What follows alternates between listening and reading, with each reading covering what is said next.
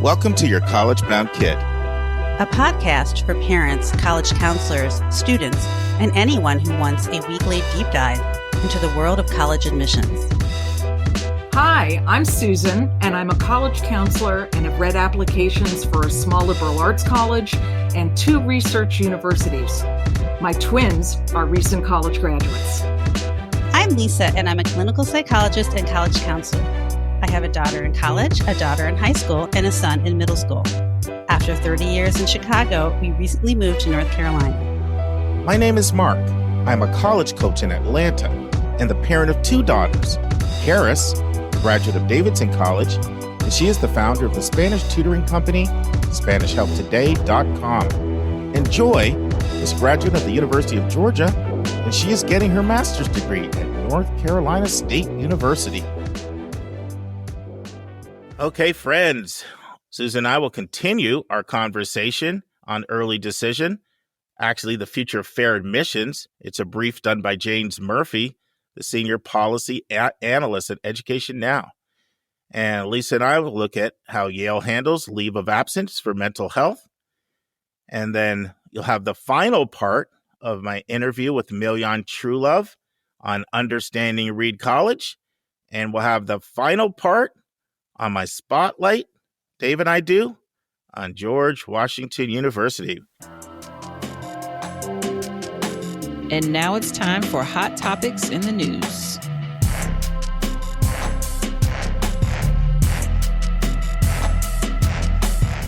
Friends, last week you heard the first part. Now it's time for the second part. But I see more than ever, I see colleges almost strong-arming people and making families leave info sessions, and they'll say, man, they're pushing ED hard, and they'll follow up. And I understand it, because your job is enrollment, and it's a lot harder for me to get a kid if I know if you're looking at 18 schools than in the past if you might have looked at 6. So I do understand it, but I think that, families really do need to know that there's a lot of other schools. Like, if you have a good list, you'll still have some good options if you don't ED, if you EA absolutely. And you RD. And I have families every year that make the decision not to ED for many reasons. Sometimes the idea of committing without seeing what I have to pay is incredibly uncomfortable, especially if they run a net price calculator and they see what they're actually going to have to pay, which is either full price or way more than they can. Or sometimes they feel like I just need more time. Right. I was listening to Rick Clark the other day at Georgia Tech, and he was asked, why don't you guys have early action? I mean, why do you have early action, not early decision? And he said, well, you know what? We just fundamentally believe there are a lot of kids that would make a different decision in May than they would make in October. And that extra 6 months, we just think that we owe it to them to have more time to visit and to compare aid offers. And so a lot of families feel that way. Like, I need that extra time. I'm not comfortable now. It feels rushed. I haven't had a chance to do visits.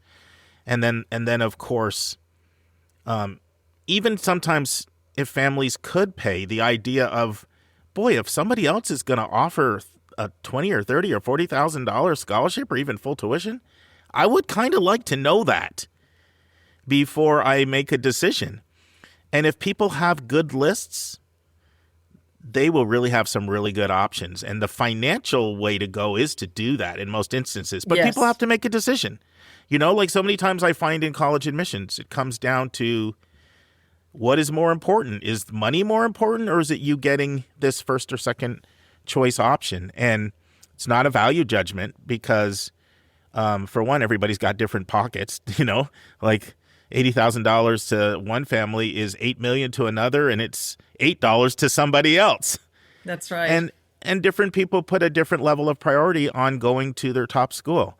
So as counselors, we really have to not impose our judgment and just lay out all the options for families. Exactly. and let them tell us what Exactly. But it's one of the most complicated counseling situations, it can be, I find, don't you, Susan, whether to ED or not to ED? Absolutely. And families used to either be full pay or needy, right? And the needy families where their family contribution was potentially less than the cost of enrolling, needed to, either apply to a college that met full need and was transparent about the components of the aid package. Because there's a big difference between a financial aid package from a college that packs in self-help versus ones that have eliminated loans and self-help from the package. And a true full pay family is one that also doesn't even care about merit aid. I think there are two categories of full pay families. Sure. They're people who don't want to, they could pay the full amount, but they don't want to pay the full amount. Or it'll be crippling to that family because of younger children coming along, or the parents are older and closer to retirement. There are lots of reasons. So full pay families kind of have, polarized now into the, we can pay for anything, and we can chase prestige. We can, do anything because it doesn't matter what it costs. And then there are full pay families where they're chasing merit, and clearly that category of full pay families needs to, they can do as much EA as they want, but they need to stay in the regular pools. And the way they see it now is they're forfeiting their early decision opportunity. They're forfeiting it. And sometimes I do, I never tell people what to do, but families give you signals when you're working with them. Like let's say I'm working with a family and they start complaining about the cost of application fees. Then that's a signal. That's a signal.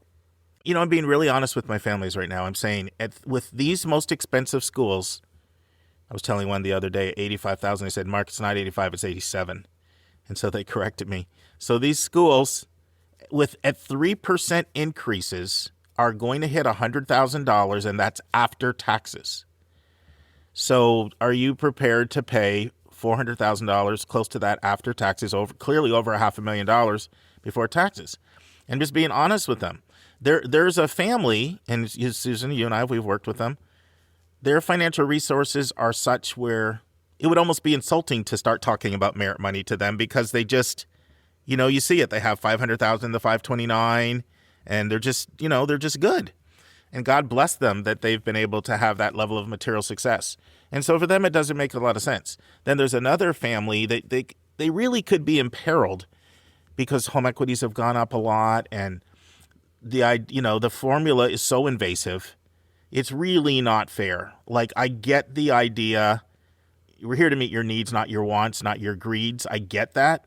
But the reality is, you have people living in higher cost areas. You have people with kids at private schools. You have people that tithe and give a lot. And none of those things are factored in. That's right. I mean, higher cost areas can be, but not as much as it should be. You can't compare Palo Alto. It's $4,000 for a one-bedroom apartment.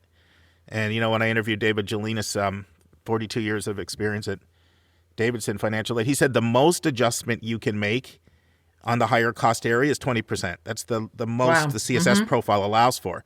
Well, come on, you can't compare Palo Alto, to, a place in Tennessee or something. You just can't. But so the formula is very unfair, and everybody who makes more spends a little bit more. They just do. You don't live the same at making 50 versus 150 versus 250. Nobody does, right? Of course. So it can be tough. And so if I have a family that's really complaining a lot about, gee, I got to fly out here and this airline ticket. And it's like, I just have to ask them, are you prepared? And then you have another kid coming and, maybe you're looking at grad school or professional schools. So, these are all things to take into consideration. In one sense, I like the transparency on the part of colleges, telling them that, yeah, there is an ED advantage. Because I do encourage transparency, but I don't like some of the strong arm tactics that literally make people feel like, if I don't do this, I'm not going to have a good college option. And it's just not true, because there's so many schools that an EA is great for that. And so is Rolling, and so is, RD. That's right. And I think James Murphy points a finger at some of the populations of students that colleges have either historically enrolled ED or are now really making it an ultimatum. But this is, ED has been, or a national letter of intent has been the way that colleges have enrolled athletes for a long time, because the recruiting process on the athletic side is so competitive and so rigorous.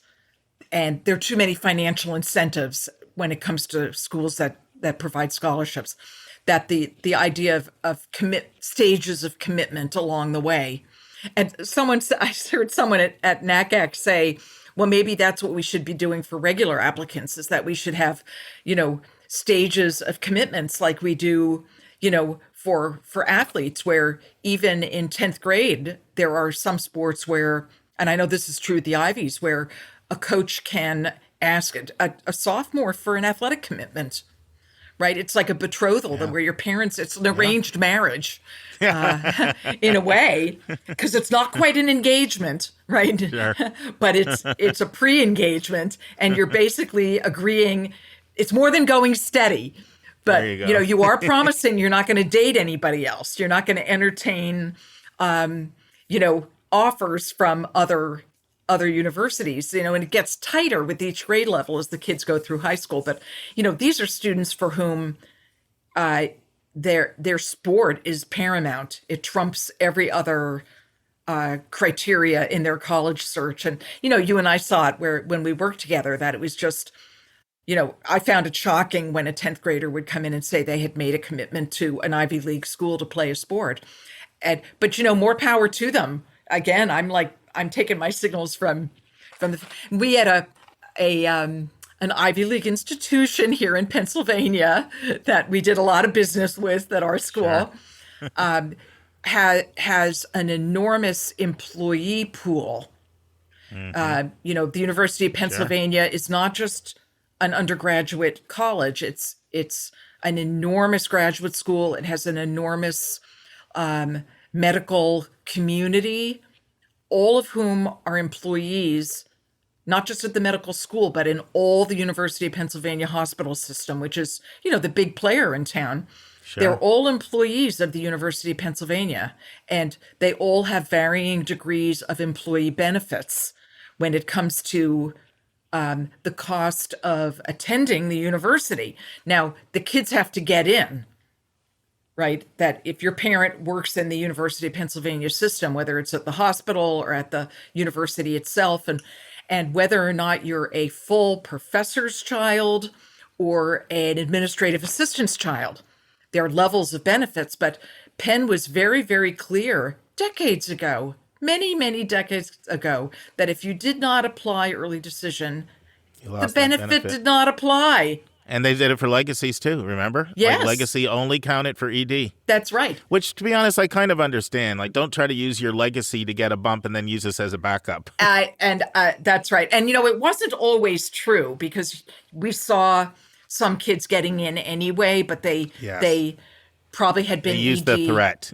Yeah, and it was pretty effective. But so, there were ways that the universities wanted to button down. But this was before they were enrolling more than half of their first-year class through early decision. They were actually at Penn trying to ratchet up their numbers, because they didn't like the fact that they were kind of being viewed as the basement of the Ivy League. Well, do you remember, Susan, a couple years ago, I actually was stunned. I didn't even believe this. I had a family I was working with tell me that Penn sent a letter out to their applicants, saying that if they applied to ED, they couldn't apply to other EAs. And I didn't even believe the parent. And then the parent forwarded it to me, and then it got pulled, and then they retracted it. It lasted for 3 weeks. And counselor, apparently people were applying to Penn ED, and they were applying to MIT EA, and then they were getting out of their Penn commitments. And so Penn tried to do a single choice early action like the other Ivies, but while still enforcing ED. And I don't know whose idea that was, but it lasted for 3 weeks, and then they had issued a retraction. But it just shows the kind of leverage that schools try to have. Now, that was not a smart move. But counselors said, well, then we're not sending you anybody if you're going to do that. There was a real huge backlash. Technically, in that case, Mark, wouldn't MIT have retracted its offer of admission to a student who had also been admitted ED If they to found Penn? out. Now, If they found out. that you can do that. I mean, you can apply. Yeah, if they found out. Because MIT's early action is not restrictive. Correct. But the deal is if you got into both, you had to kiss MIT goodbye. Well, MIT says something really interesting on their website. They say, we are not restrictive, but we expect you to honor other restrictive policies from other schools, and it's an ethical violation. But Susan, we could talk about this all day. Let's get to the recommendations because there's some interesting ones here. And so see what your thoughts are. So overall, the summary says the cumulative effect of early decision plans is to make the college admissions process less fair. It increases the advantage of students with the most resources. We didn't get into all the stats. It talked about how people working with an independent consultant are 3.5 times more likely. International students are more likely. It gave ratios of Asian students compared to other students of color much more likely. It had a lot of data in the article. But then it says, however, there are several policy steps that could be taken at a state or federal level to make ED more equitable. Number one, it says ban the use of early decision universally, given the benefits. But it goes on to say, and I think this is a really good understanding of admissions. It says, given the benefits it provides to universities, it's unlikely that any school will voluntarily discontinue its ED policy. A universal ban would be the most effective way. And then it says this, passing a ban at the state or federal level, however, would be exceedingly difficult given the financial resources and the political clout of wealthy private universities. Any thoughts on that point? I don't know. This one is so far-fetched to me, Mark. Yeah, it's almost not worth talking about. I know. It's hard for me to wrap my mind around. I think, could the Justice Department go that far? At one time, I thought they could, Susan, because, they've been so invasive lately. Look what they're doing to taxing endowments. Look at what happened with NACAC. But here's what makes me think probably not. Athletics. Are they going to apply to athletics? Are they going to say that's a separate category? Because I don't see them changing it for athletics. That's just not going to happen, I don't think. No. So, but who knows? But let's not spend too much time on that because it's probably not going to happen. So then the next thing it says is ban the use of early decision at public universities. It's been very controversial at public universities. I was with Greg Roberts when UVA decided to go back to ED. And boy, did they take a lot of hit. Greg Roberts has been on our podcast. He's a fantastic person. He's over the admission office at UVA, and we've interviewed him here before. But I was with him when that Washington Post article came out, scathing criticism, because they were the first flagship to go back to it. And most flagships kind of feel like it's incongruent with their mission of access. Yeah. What UVA has said is, one, we don't take 50% of our class. We don't do that. Secondly, we don't put a thumb on the scale. We are not applying a different standard. Right. So that's been their response. I'm not in their admission office, so I can't speak to. Right. And it's only, according to this chart in the article, it's only 19% of their first year class was admitted ED. Yeah. And you know what? To get rid of it, you'd have to show me the disaggregated data on race and income, because if they're only taking full pay kids early decision, that's a problem at a public university. But if they are able to construct a program and publicize it in a way that invites in the populations that we know they're actively recruiting, in as a public flagship university. Interesting though, Virginia Military Institute enrolls almost 60% of its first year class through ED. VMI, it's 59.13%. And William and Mary is 40. Such a unique niche yeah. school. See, that kids who apply to VMI are probably not applying to 20 other random colleges. They're not at all. They're very, very focused. Same with SUNY Maritime. Yeah, those are niche schools. Yeah, and the numbers drop down very quickly after that. It says require institutions that offer ED to meet the full financial need of applicants. I don't know if that's feasible either, but it says if policymakers do not have the desire to ban early decision outright in the service of making college admissions fair, another approach would be to put tighter restrictions on its use. The most pernicious aspects of early decision might be that it forces a student to commit to attending without considering financial aid offers. I mean, this certainly would be better, but it's really tricky as well. It's so dicey, and I don't think this could ever happen. Yeah, I don't think it's smart Practical. to incentivize early decision financially. That was the situation I shared a few minutes ago, is that if a college says, well, we'll meet your full need early decision, but once we start running out of money, we're not going to be able to do that in regular decision, that's forcing the hand of a lot of families that are needy and might need. And the thing with financial aid is you don't necessarily, even if you use the net price calculator, you may, until you have that award in hand, you may disagree with what the analysis in the end says. I have problems with this too. It's too easy for manipulation too, Susan, because schools that use the CSS profile, they don't rely on the federal methodology in the FAFSA, right? Right. And with the CSS profile, there's literally 300 levers they can pull. That's so right. So they can say, you know what? We're claiming we meet full financial need, and guess what? We're counting 100% of home equity now. Yeah. They can easily do that. And so there's, so I think that's a little Pollyanna. This feels a little Pollyanna. The next one it says is improve awareness of the benefits of early decision by improving college and career counseling.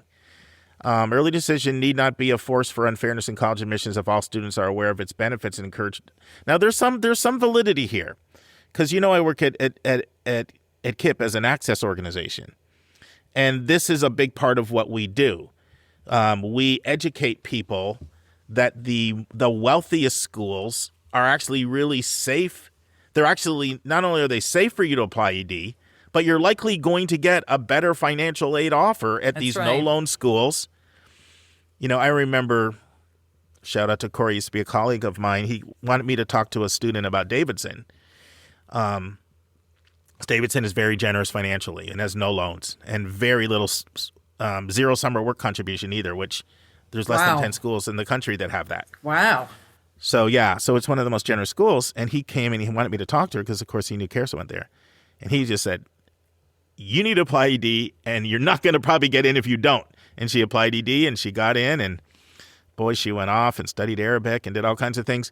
And so there's some wisdom to this, which is improve the counseling so that people, this is why programs like Posse and Questbridge have all taken advantage of the fact that it's an early decision process. But it's easier said than done, improve the counseling. Like, who's going to provide the resources for that? That costs money, it's a great idea, but it's hard to implement. Well, and I don't like the blanket statement. If all students are aware of its benefits and encouraged to apply ED, all students shouldn't be encouraged to apply ED. Encouraging a student to apply ED doesn't eliminate unfairness. It's not the right pathway for a fair number of kids. And Susan, I want to make another point that we haven't made yet. One of the reasons why it's not the right path is because there's lots of great schools out there that don't offer it that you may want to go to. That's right. So, I had this conversation with the family last year. I'm like, why would you apply ED when you're telling me University of Michigan is your top choice and they don't offer it?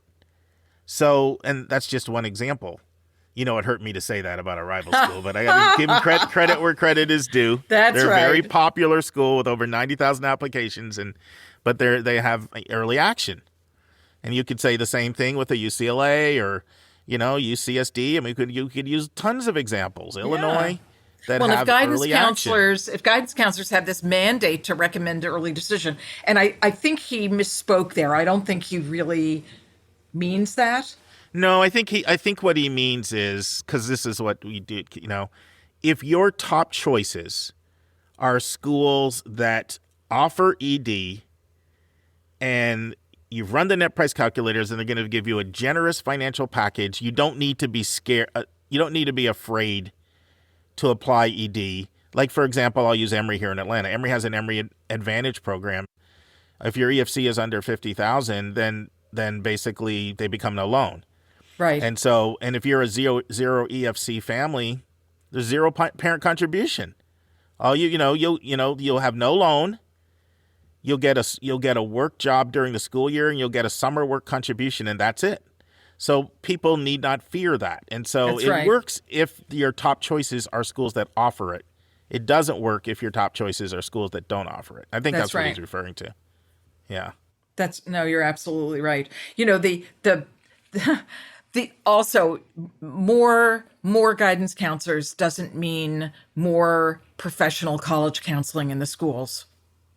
I think states could provide funding to decrease student to counselor ratios, and they could require school counselors to have completed at least one semester of a master's level coursework on college advising. There's been quite a bit of movement forward in that regard in the last, 20 years or so. And NACAC had a lot of initiative working toward that. But college advising is a very small part of most guidance counselors' jobs, right? I think the point is that more public high schools should have a college specialist.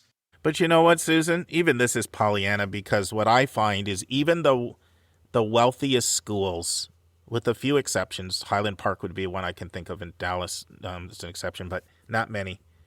Even the wealthiest schools, sometimes they come up with the money to have one college specialist. And what's the ratio? I'm talking about the public schools.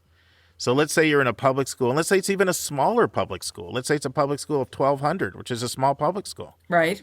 One college counselor for 300 kids, that's still, that's almost impossible to manage that with. Right. But there can be programming. There can be, group education. There can be, like what we did at our small independent school. We had a class, to provide even information. I hear you on that. But where would the resources come for this? Like, you know what I mean? Like schools can barely hire. No, I know. I don't know where the money comes from that, unless, it's great to say do it.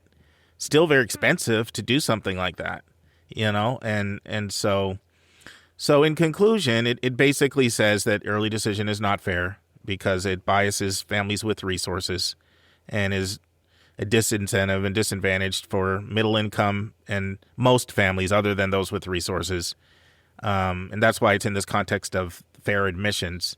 Well, and I think his fifth recommendation there, Mark, which is increased transparency by requiring disaggregated data, makes the most sense, obviously, of all of the recommendations, is that it's very hard to find information based on race and financial need, or where families could actually look at those profiles and say, oh, this is me. I'm actually, or how many ED admitted students had one of the following hooks. And, legacy, athletic, faculty, staff, child, or whatever the list of list is. They were recruited for something, or it was a thumb on the scale in the admission process. But here's the problem, Susan. If you actually produced that disaggregated data, what it would show is a very, very low admit rate for unhooked applicants at the most selective levels that did not go ED, and that would just feed the frenzy. Now people would really feel I need to go ED. So, you know what I mean? I mean, it'd be truth in advertising. That would be the most honest message, because right now, everybody thinks they have to go ED now anyway, right? To get that, because all they're looking at is the percentage of ED kids admitted versus the percentage of regular, because the ED group is not disaggregated so that parents can see, legacies, athletes. There really was a relatively small number of, average kids, unhooked kids, who went ED. And I would think that would be an incentive to say, well, then maybe I don't have to. But when you look at when you're comparing your child to all these athletes, you don't know who's in that pool, in that admitted group. Yeah, and it does need to be said that sometimes the ED admit rates are partly inflated because that's where people do get the athletes. Yes. And that does inflate the numbers, which can increase the perception that, oh my goodness, you have to do it. Like, that while there's no doubt it's a huge thumb on the scale, and I think increasingly so. But if you take the athletes out, the numbers won't be as big. If that, I don't know, I think it's worth at least saying that, especially at smaller schools. Right. But I'd like to see the numbers reported for, race, ethnicity, gender. I think Pell status, which James Murphy mentions as one of the factors that should be reported, makes some sense. But Pell is such low income that it's not going to speak to the concerns, perhaps, of the more middle income, the middle income families. And I'd like to see with colleges that still defer early decision applicants, what percentage of them are admitted in the regular pool. I think that would make a lot of sense for families too. Friends, we had some tech issues and our recording ended abruptly. I guess that's one way to muzzle Susan and me. We hope you enjoyed our two-part discussion on early decision. Part 2 in this series is a report where fair admissions will look at legacy admissions. There's a very good chance Susan and I will be discussing that report with you in the first half of 2023. And now it's time for a question from one of our listeners.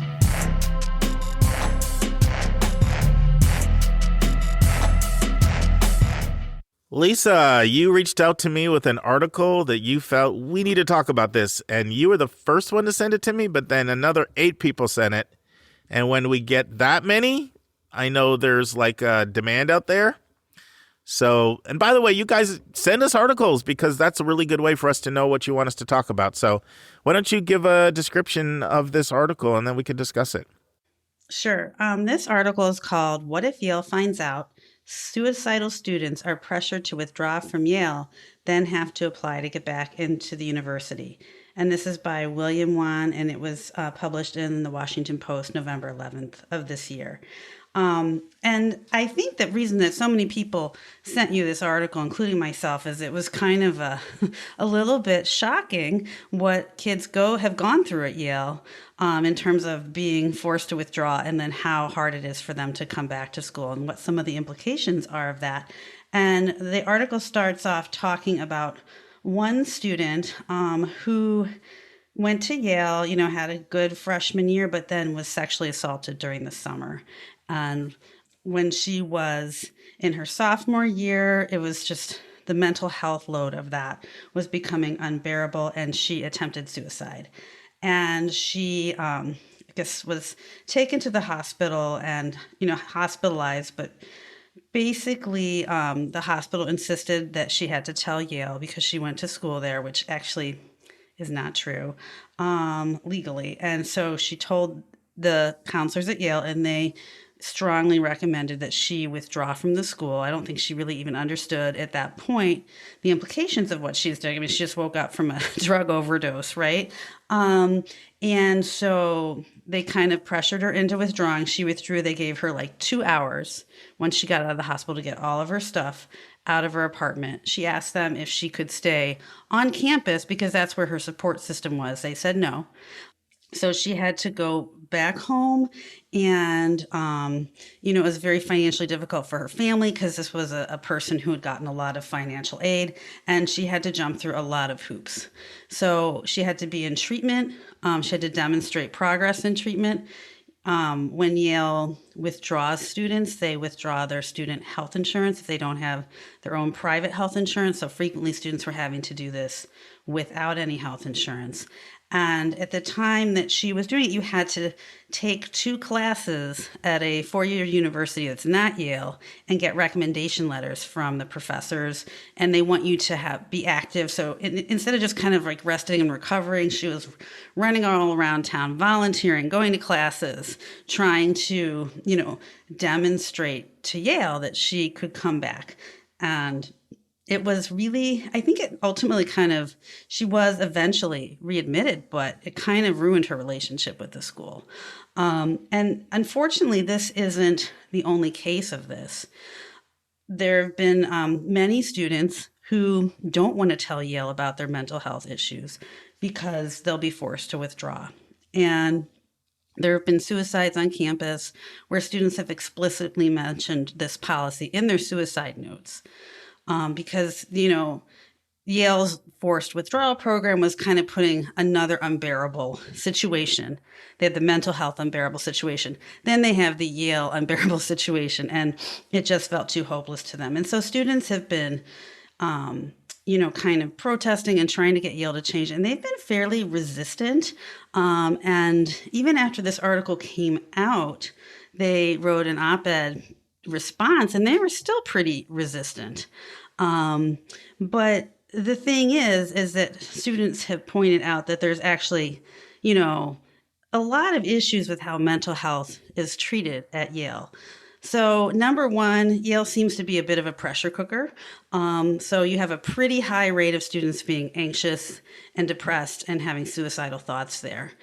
The counseling center is chronically understaffed and underfunded. So students were talking about, well, they would have to wait 6 months to get an appointment. Sometimes they would have to pick like 30-minute sessions instead of the normal 45 or 50, or if they wanted a normal length session, they get one once every 2 to 3 weeks. And this treatment was just not adequate. In addition, all the kids would tell each other, be careful what you say to your counselor. You can't really disclose some certain things to them that you obviously would need to have help for, because they're going to forcibly withdraw you. So, it's just it was really kind of a shocking story. And I think it seems obvious that Yale is concerned about having these students on campus and what the legal liability is, but by kicking them off of campus and oftentimes without any insurance or financial support, and maybe back into an abusive home situation or an unstable home situation that contributes to these mental health problems, they are putting these students in much more peril than they ever would have been if they had been allowed to work through some issues, with the university's help. So, other schools have some similar policies, but many schools have taken a different approach. For instance, Duke has an entire office that's dedicated to helping students take leave, arranging their leave, helping them figure out how to come back. And it's a much more student-centered, caring approach, and that's been relatively successful for them. But Yale seems to have kind of stuck to this for the most part. So Lisa, I hope we don't end up having one of our knockdown, drag-out arguments on air like we've had a couple times, even that people find them very entertaining. And I wonder if Lisa's going to quit the podcast on me. But I kind of have a little bit of a contrarian view on this. I'll just tell you my points where I sort of see things a little differently. One, every school I talk to feels like they don't have enough counselors. It just feels like that ratio is just inadequate anywhere. And I would argue that Yale's, counselor ratio is better than most because of the resources that they have. So I don't see that as unique to Yale. I feel like it, and so that's one thing.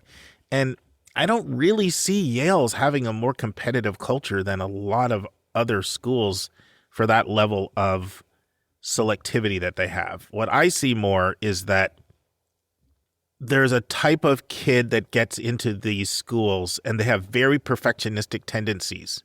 And that's part of what has driven them to be such high performers.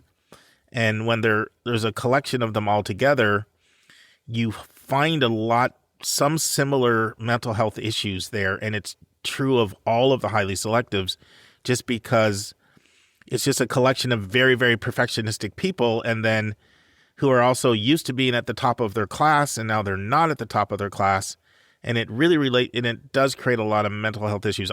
I think Yale's residential college system is about as supportive a system as you see. And actually Duke is revamping their system, and some others are revamping and trying to go more to a system like that. And Yale's not perfect, but Yale has this higher rate of students I've worked with of satisfaction of all the schools I look at But I can think of one person that maybe wouldn't like that I've worked with that went to Yale that maybe might have made another different decision. So I think the satisfaction there is really high overall with the student body.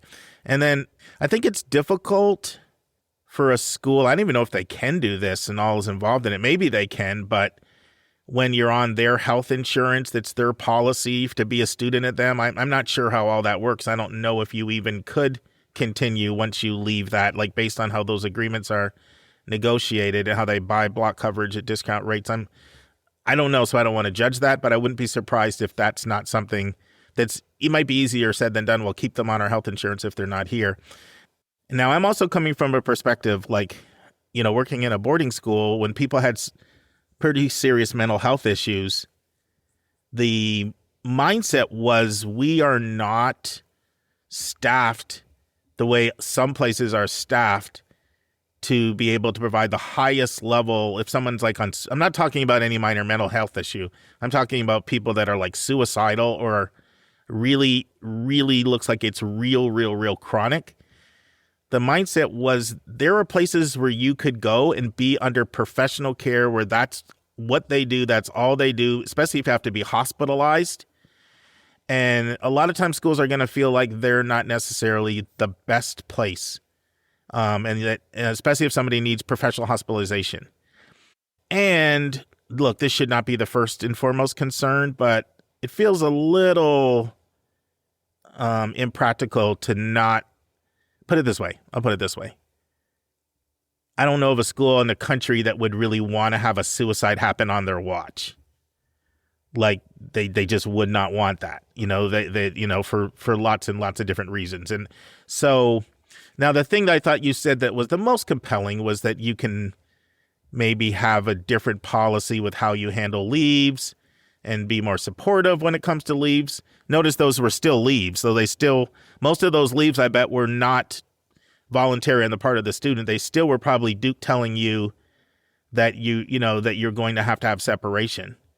It's just my experience that a lot of schools have the policy of if we think your mental health is at such a level that suicide could happen, that having to go on leave will be not something that would be up to the student. Like from my experience, that's more the norm than the exception. So I guess those are just some of my thoughts. So go ahead, chew me up, spit me out, punch me in the face. I mean, I don't disagree with you that there are times when students should not be at school and should maybe be in an environment that is more supportive and allows them to get better.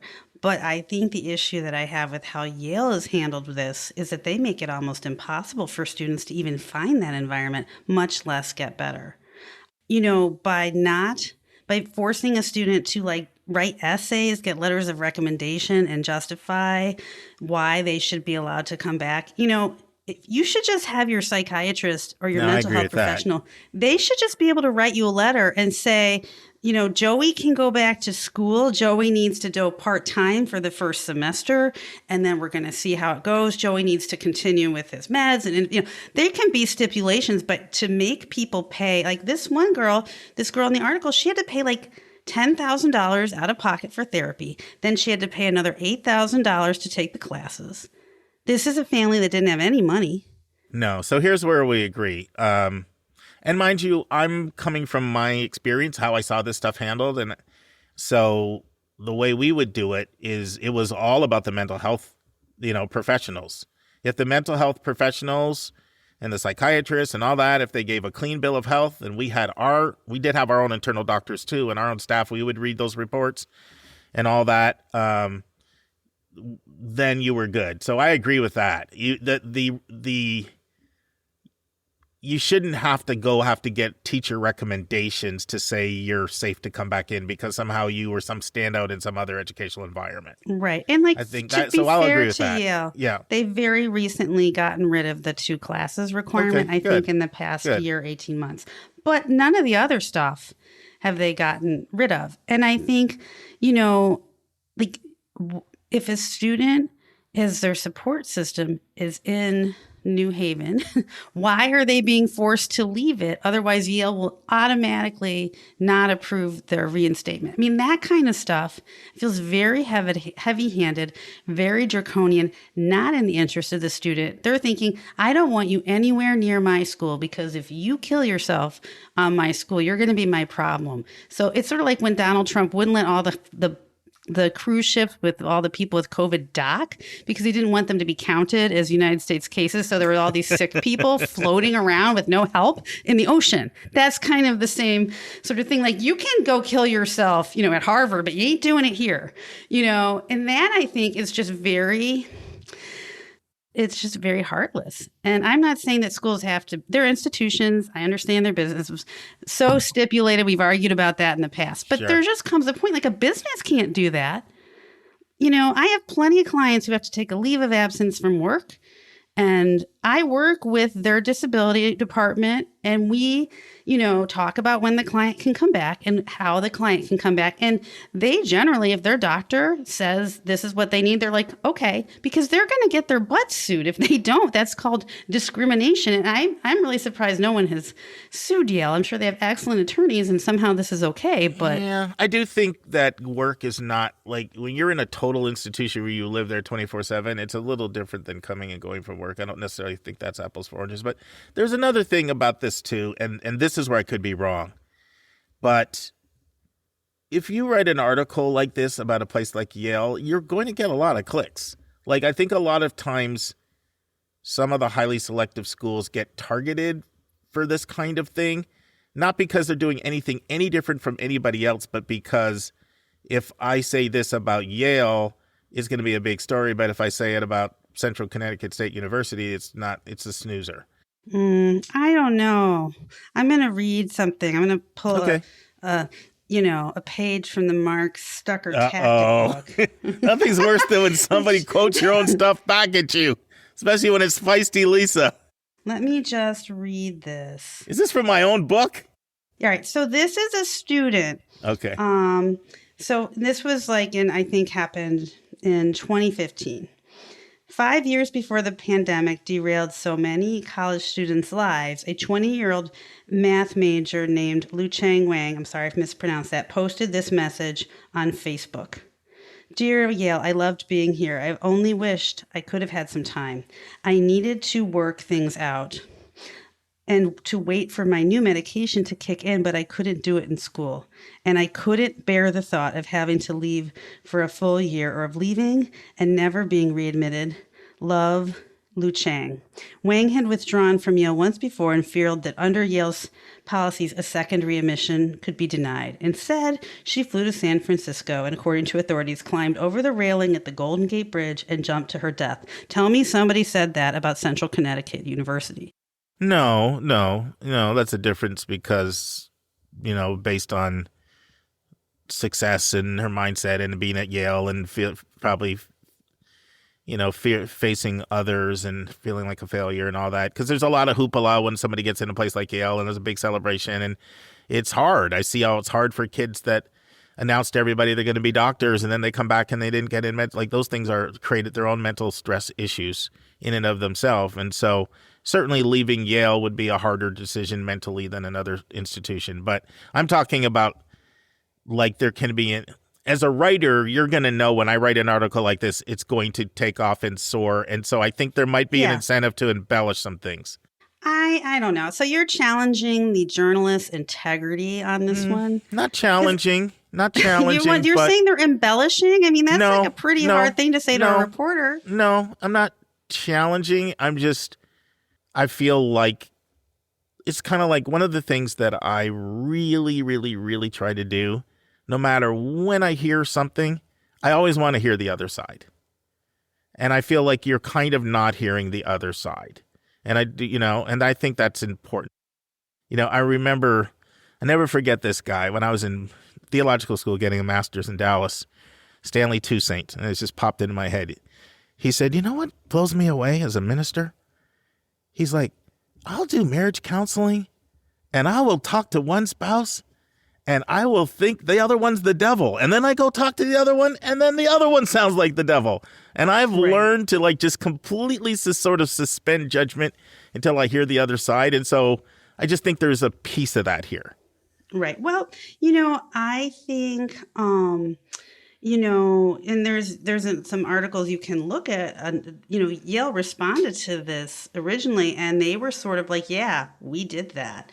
We're going to change the policy. Most people get readmitted. But my point is, like, you're a school, and if your policies are part of the stressors that are driving kids with mental health issues to suicide, and that has happened on more than one occasion, and people are afraid to tell you that they have problems because they think you're going to ruin their life, you've got I have an educational and moral problem with that position. Lisa, this is what I'm saying. Most schools, if they really think somebody is suicidal, if they think they're at that level, then they're going to have a leave policy that's going to be put in place. And the student's not going to be able to say, I'm safer here. I feel better here. I don't want to leave. That's what I'm saying. That's what I'm saying. No, now, but I could see how you could have to leave a dorm. But this girl was in a private apartment that she rented that was off campus. I don't think Yale has a right to tell this girl where she can live, and another school wouldn't. They'd say, do what you need to do. Let us know if we can help. When your doctor says you're ready to come back, let's write a letter and let's make sure everything's okay. They're in these people's business in a way that is inappropriate. And I think you can't always judge like who's worthy and who's not in that kind of situation. I mean, I do agree with you. I don't like the letter. I don't like the idea of you got to get school letters from the outside. And I do think you're certainly creating a problem if the mindset amongst students is share something with them that's a little too concerning, and you get your pink slip. Like, that's definitely going to drive. So I think that's a problem. And that's definitely going to drive things underground. And then you just end up having suicides. You have other mental health problems because people don't come out and share them. So I think if that's the perception amongst the student body, I do think that's problematic. But I also, at least from my experience, if a school thinks a student is suicidal, staying there is not. I'm not arguing with you. That should happen. Okay. Right? We should have a thing where we said, like, this is not working for you. Let's get you in a safe place. Let's get you some treatment. But then, it's like, I think that the act of being so controlling, intrusive, making people like prove themselves to you with this whole idea that maybe you'll let them in and maybe you won't, and you don't have to justify it, that's toxic. And all the kids there know that. So, that's why you're talking about letting them back in. Yeah. I'm not saying kids shouldn't be on leave. But I think we agree on that. Like, we agree that if you get a clean bill of health from your mental health professionals, then you should be permitted to come back. So I'm not disagreeing with that.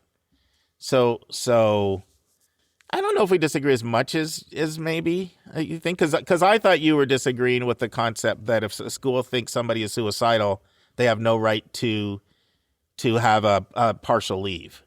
Well, no, they have to report. I mean, like, they're probably mandated reporters in the same way that I am. If you think someone is going to hurt or kill themselves or hurt or kill somebody else, then you have to take some actions, call some authorities, get some people hospitalized, and then go from there. But I think you don't hear this story at almost any other college in the country. And I don't think it's just because Yale's a big name. I think it's because they have their own way of doing things. And it's, I think, very toxic. But you have other places that have more suicides than Yale.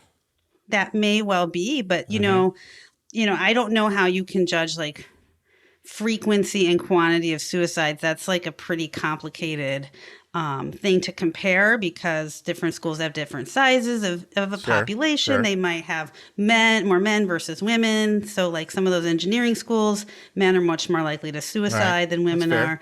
So, I mean, it's hard to know. I mean, and obviously we don't want any schools to have any suicides, but I don't think this problem is going to get any better anytime soon.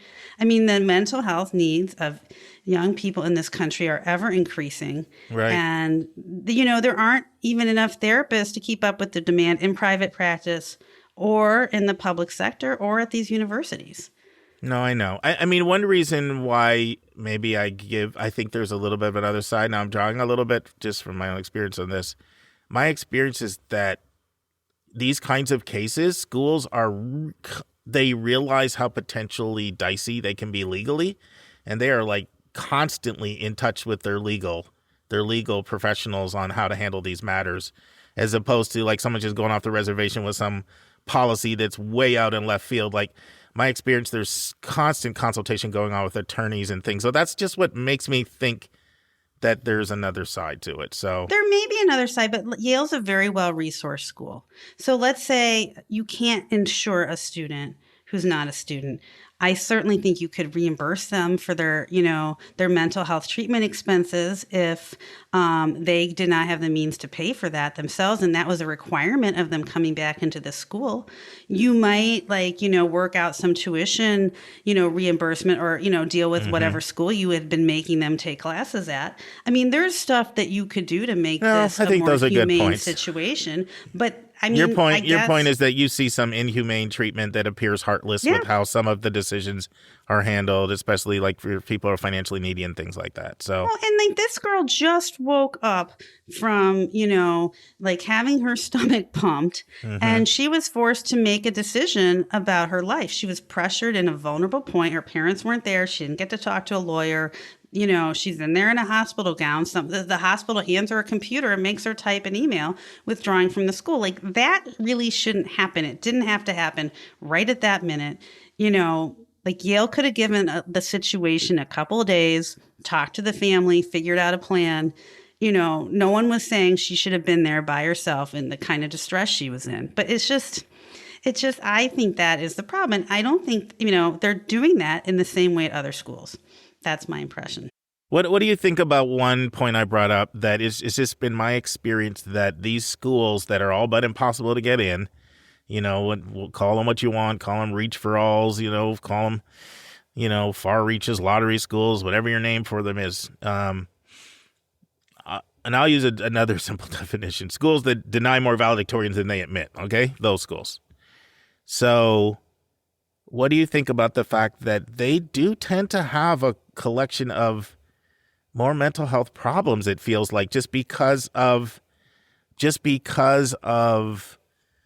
I mean, I've just seen it, like mental health problems are bad. I don't want to mention names, but think of who Yale's competitors are.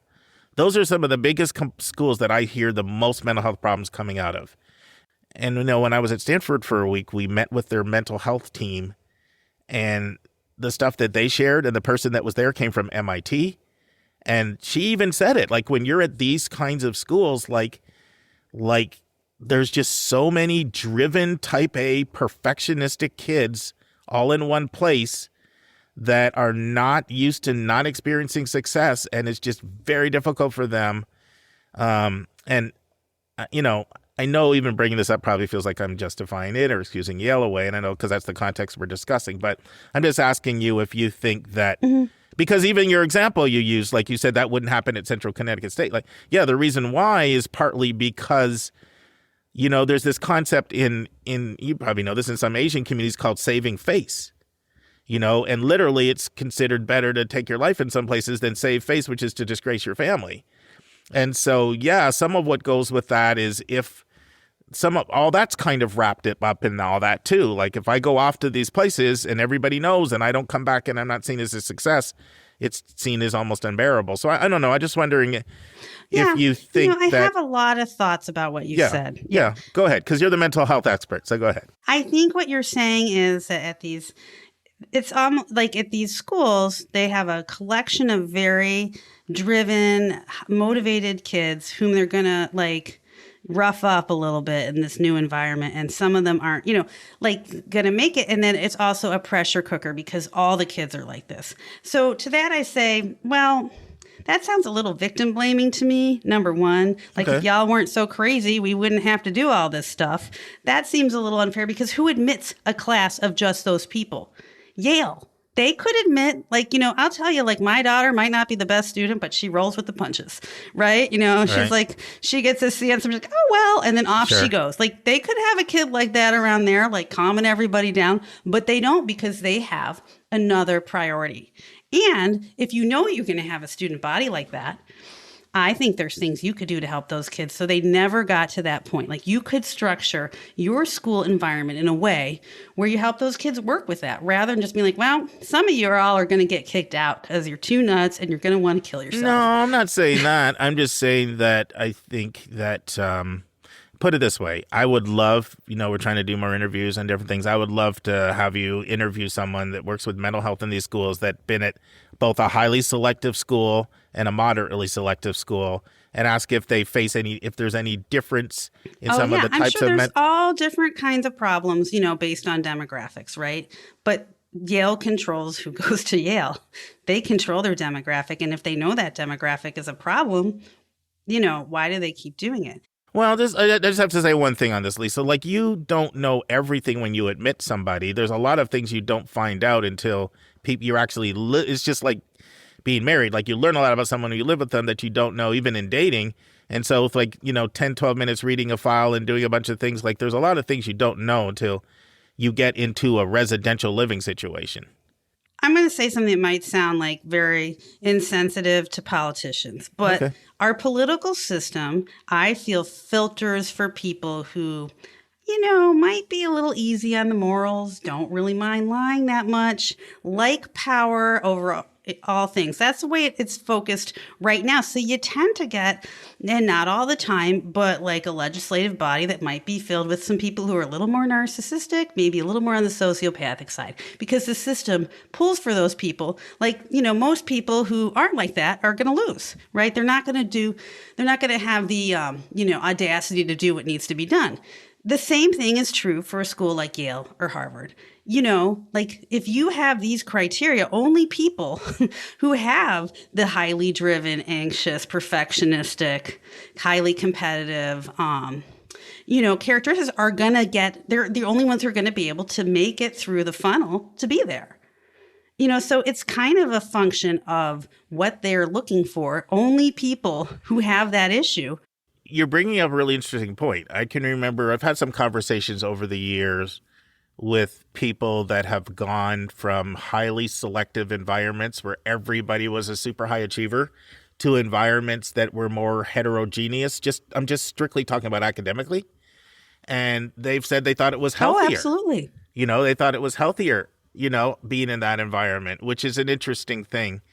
So, well, I think it's a good discussion. I hope I didn't raise your blood pressure over there. And I to that point, like Frank Bruni, I think it's Frank Bruni in his book talks about how it's actually better for kids to go to a school where they're going to be in like the top third of the class rather than the bottom third of the class. And many of these kids who go to Yale, they're such, high-powered kids, it's really hard to be in the top third of the class and the kids who go to a different school that's less competitive, but they can succeed at, they come out with lots of confidence. And, some of the kids at these more high-powered schools feel demoralized, when they walk out the door because they keep getting, their clock cleaned every single day, no matter how hard they try. Well, not only that, but they're also the kid that has just won everything before they got there. Do you know what I mean? Like they've just been Mr. Miss everything. And so this is a completely new experience for them. And that contrast is tough. And then there's the concept of face saving. And so, I'm not, I know it sounds like I'm justifying and, and I'm not trying to do that. I just think that, I just think that there's maybe some other angles. But, like a college is a social institution. A social institution is designed by people. And we have apparently designed it in a way where it's a design flaw. You want all these great people, but in the system that they're in, it's toxic for them. I do think there's a bit of a design flaw in that because I've heard people say that it's not always healthy to be in a group of all high achievers, but it's also not normal because there's lots of other people in the world that aren't like that you're like, it's an aspect of lack of diversity. Right. Absolutely. That you're not around just some normal people. And so I know that's just an interesting thought, but we're not changing that on this podcast. That I know we might have a little power, but we have no power there. Well, that's why I think that, and I went to the University of Chicago, so I feel like I have lived that world. I mean, to some extent. of what these kids at Yale do. Sure. And, like, it doesn't have to be so competitive. There could be more support. Teachers don't have to flunk out 1/3 of the organic chemistry class. They could get tutors to help the kids who don't. I mean, there's just the whole thing is structured in a way that is not conducive to mental health. Okay, but Lisa, I have to say something here. And if Lauren was on the podcast, she would tell you this, like, 'cause she went to lab school and she sees her peers that went to University of Chicago where they're flunking out 1/3 of the class, and Yale just does not do that. Like, it's not I'm one of these glad to places, hear it. Thank you, Yale.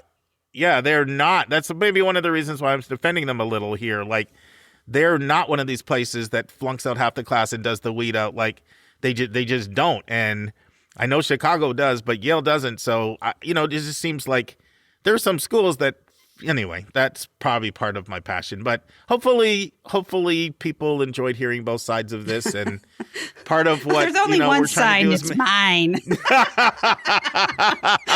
I'm just kidding, sort of.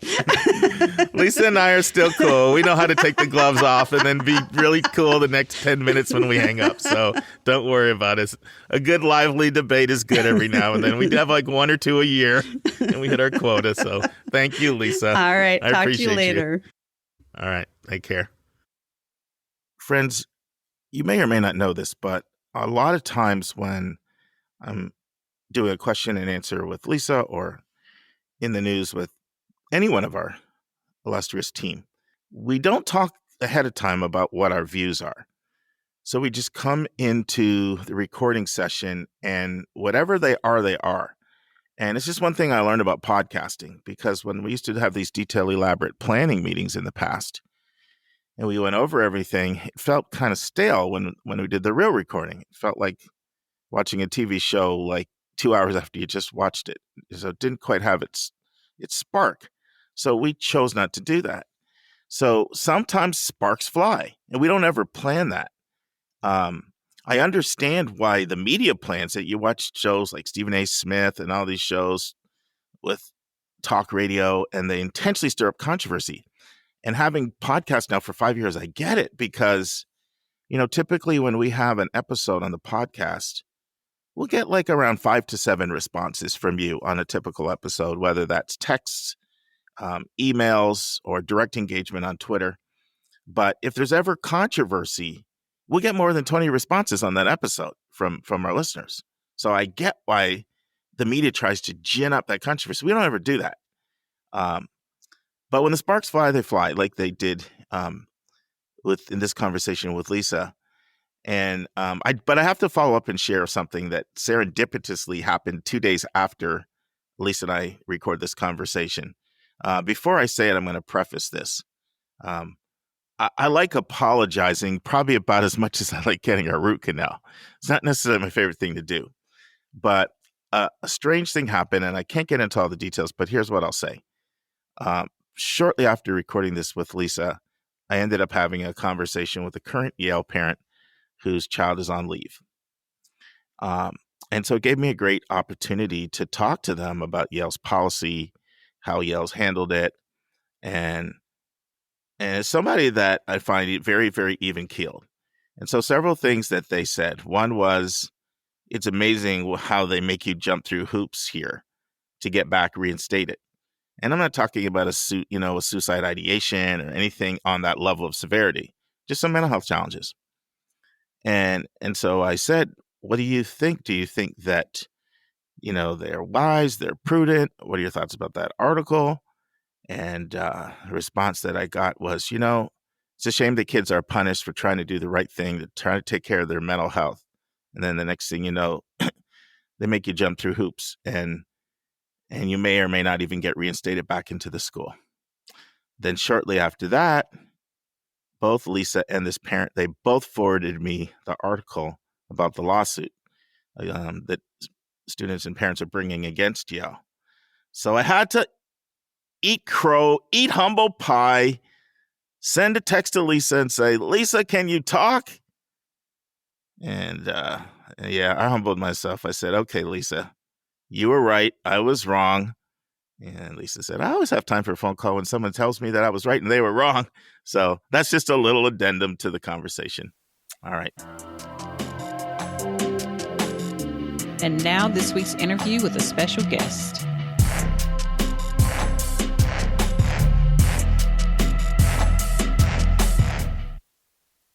I almost didn't ask this one question because I think you kind of answered it, but I still want to ask it. It was sent in from one of our listeners, and they want to know the ideal student at Reed.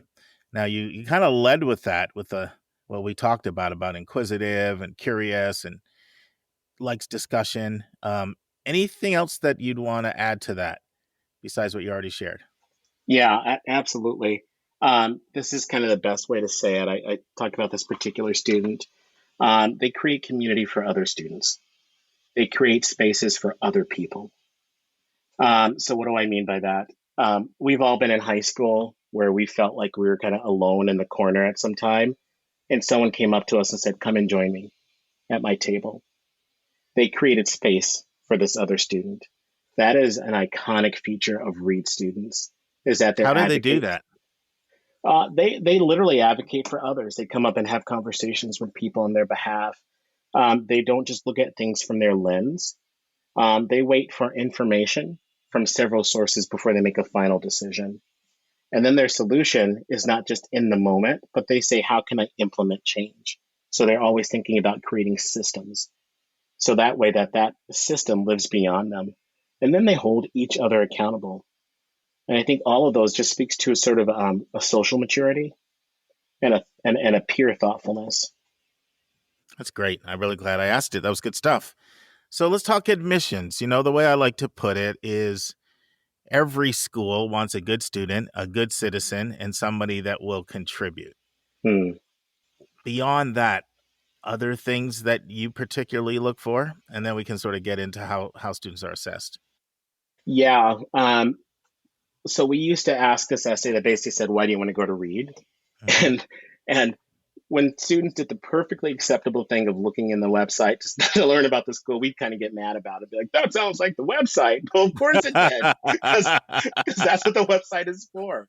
Right. And so we said, what gets us excited? The essay I mentioned to you earlier about the kid who walked by the warehouse, stuff like that made us excited. And so we now ask a question in our supplement that says, during this period on campus, 10 days, this period called Paideia, where you could teach anything you want, what would you teach? Because it gives students an avenue to talk about in an area of enthusiasm, of importance and excitement for them. And, whether or not you've been to Reed, whether or not you've seen us on the website, whether or not you've heard of us before, you can always talk about something you're excited about. And that gave us clues to people who would be a good fit. What I didn't say before is if somebody had been on campus or they had family that had been here, they had a really thoughtful answer and we liked it. Well, not everybody can get to campus and not everybody has family, right, that has gone here. So it gives everyone an equal chance to talk about an area of curiosity or love to help us assess whether that enthusiasm is going to be contagious in the classroom with others. Love it. Love it. Let's talk admission processes. So I'll just throw it out open-endedly. First of all, what are some things that you feel not just you, but your whole office, your antenna is up for that maybe is emphasized a little bit more in your process than other schools that maybe your overlap schools even? Yeah. Well, I presented about this maybe about 2 years ago at PNACAC, and I haven't done it since, but we've got a large portion of our review process that's qualitative. And it measures things like community contribution, creating space for other students. That's very qualitative. Sure. But we have several components that actually where counselors respond to this. And we're finding community members. I always talk about this. So we're doing academic qualification. Well, when you've got enough students that are academically qualified, what is the next level? Well, people who are going to come here and make sure that we're an inclusive place. They're thinking about others. They're focused their energy on creating an atmosphere where people can thrive. And I think people do that for their peers. So that's a big part of our evaluation process. We've always been a school that reads beyond the transcript. Stuck, I don't know if you know this, we talk to probably 300 to 400 counselors and teachers every year while reading the application. We see something, we don't know the question, we don't guess at it. We call you, we call the high school counselor, we call we call the teacher, and they're always surprised.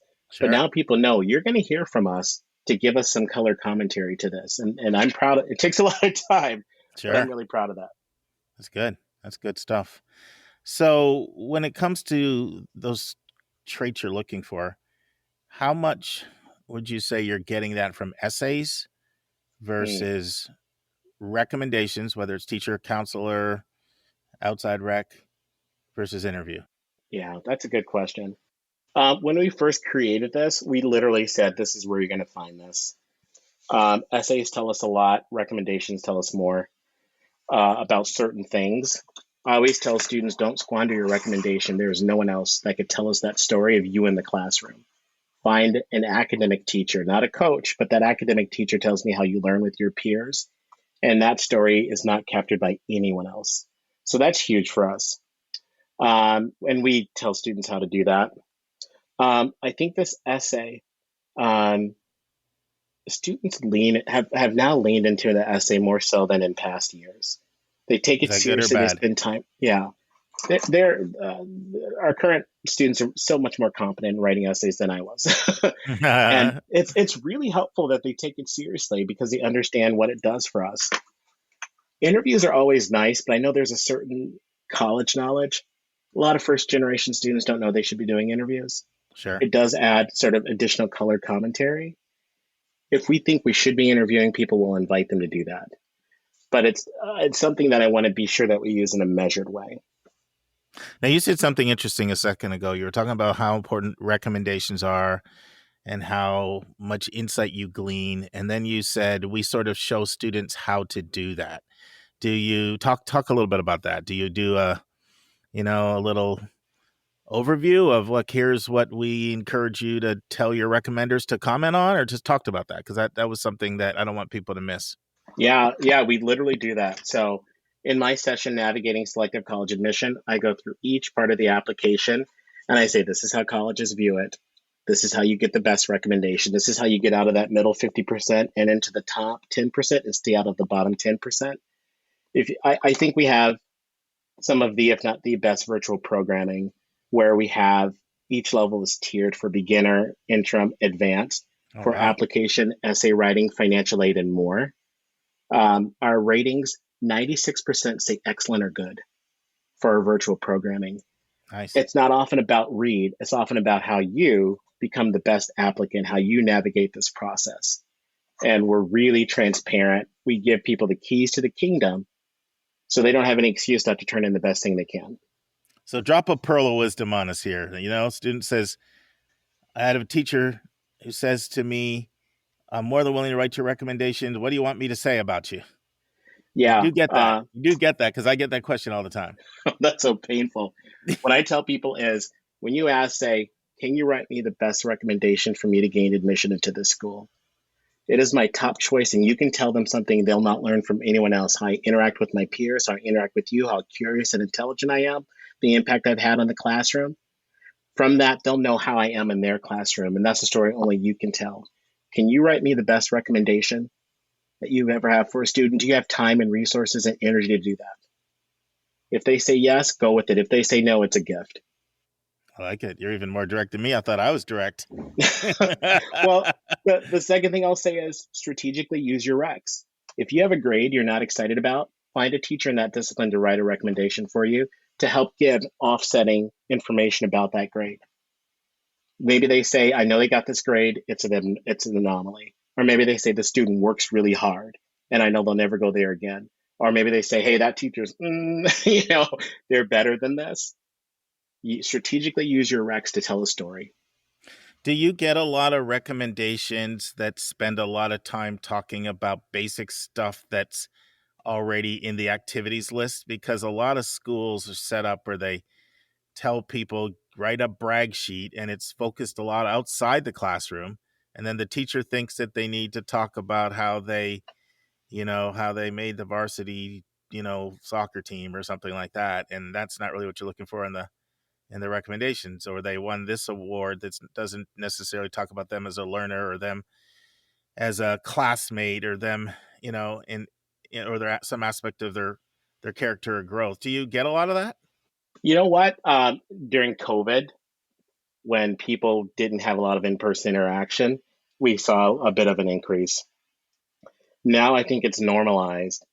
But one of the things that we do when we see that is we go to the word descriptors, because that's not original. The word descriptors are, and if those words are used by several people, it starts to tell a story. But I think teachers are getting better about at least putting in a little bit of personalization. I think students are getting better about asking too. Let's take a break to learn about Mark's recommended resource for the week.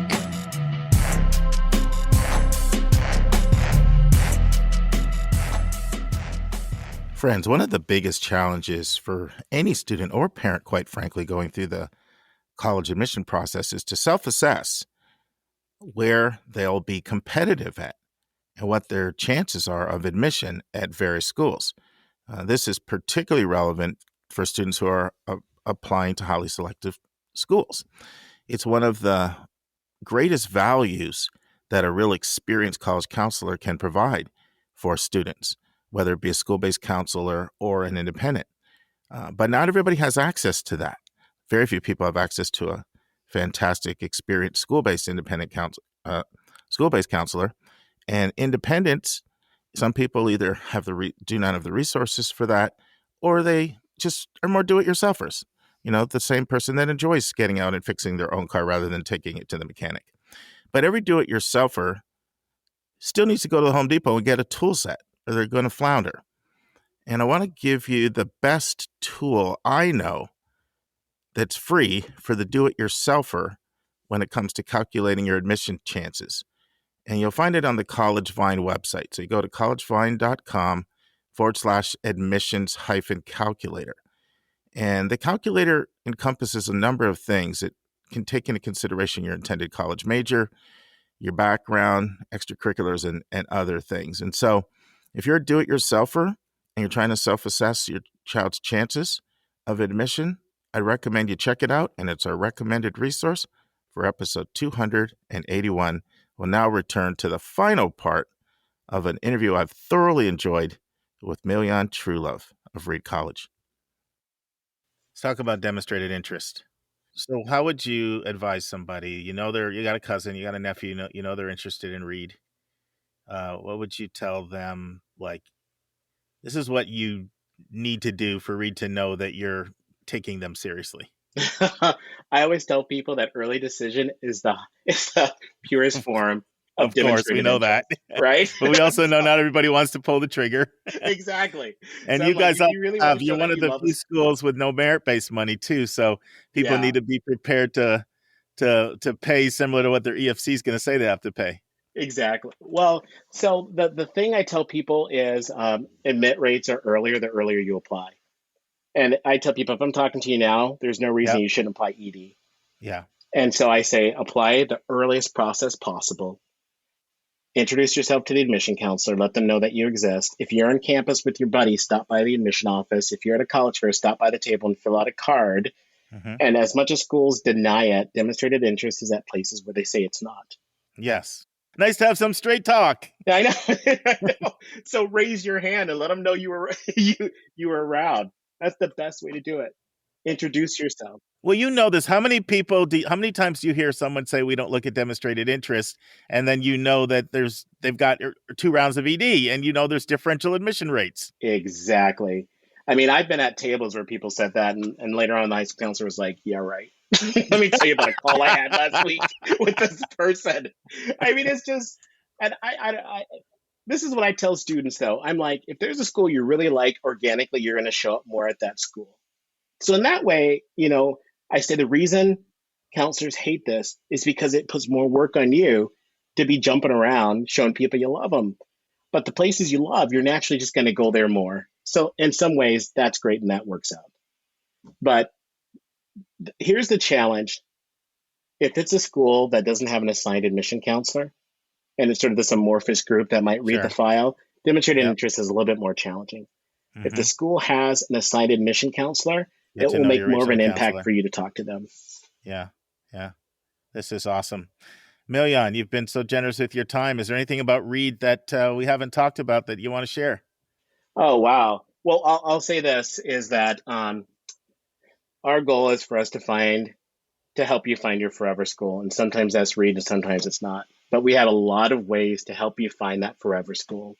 So I hope people are encouraged to come and check out some of our virtual programming to learn how they can be competitive and also hear a little bit about Reed. And if you come, introduce yourself. I'd love to say hi. Great. Well, no first-time guest gets out here without going on the hot seat. And so we're going to transition to the hot seat. I know this felt like the hot seat at I thought we already times. did that. No, this is not admission. This is personal hot seat. Oh man! All right. I didn't put this in the notes either. Oh, that's so cruel. We'll start out easy. Okay. I don't like the sound of that. Oh, okay. So bring it on. What's your favorite kind of music? My favorite kind of music? R&B. R&B. All right. Now you got to go deeper. Okay, you could go to any concert. Who you going to see? Busta Rhymes. I know it's hip hop, but I would show up for some Busta. There you go. Old school. Great stuff. What's the place you haven't been to that's on your bucket list to visit? The Fuji Islands. Why? Wouldn't that? Because they've got those huts with the clear floor over the water, right. And it's sort of atypical, but it's tropical.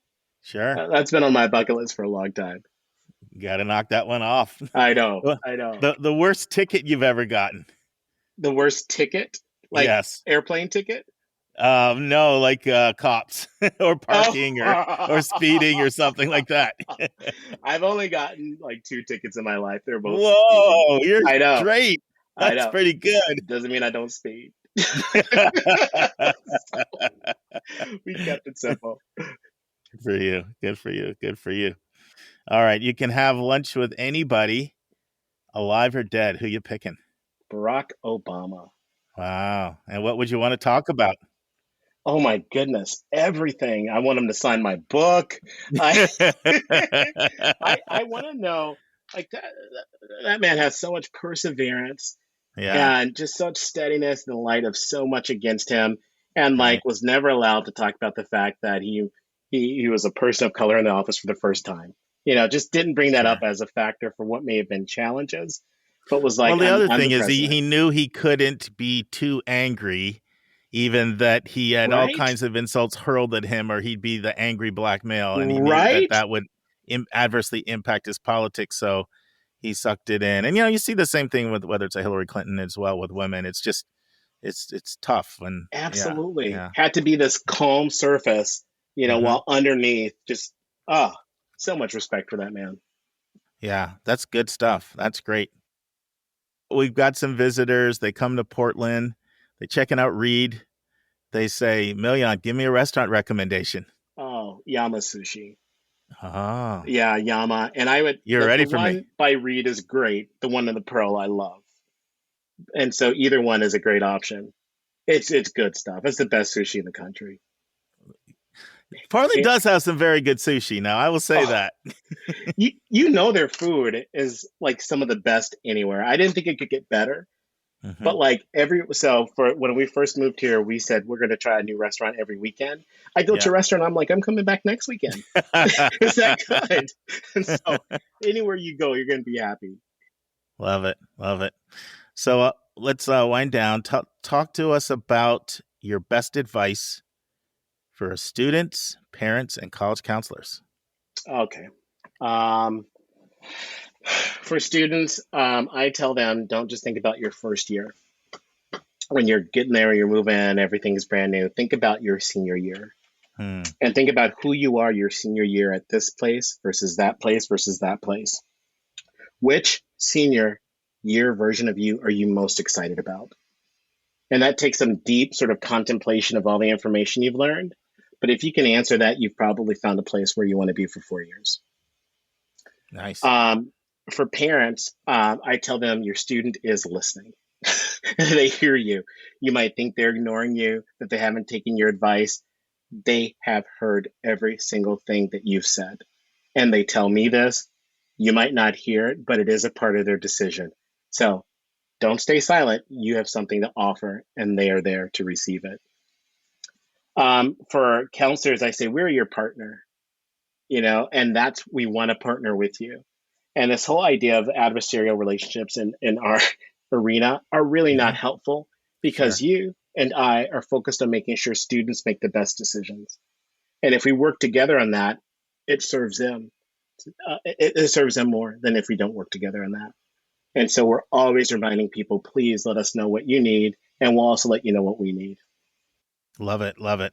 Milyon, earlier you talked about your virtual programming. What would you recommend? We got someone listening now. They're loving what they're hearing. They're like, maybe I'll take a trip out there, but before I do, you mentioned the virtual programming information session. You've got the information session tour, but you also talked about, niche workshops you're doing on recommendation writing and other things. Like, what would you recommend a student take advantage of that you offer on the virtual programming side? Oh, that's a good idea. All right, that's a good question. So I think there's probably two. I really like your essay writing workshop because it uses real examples, but it's actually really practical. And so that's one that I hear about with families once they come here. Is like, hey, I did that, and I have an authentic story. The And it other got is in, so it had to work. exactly it worked for me.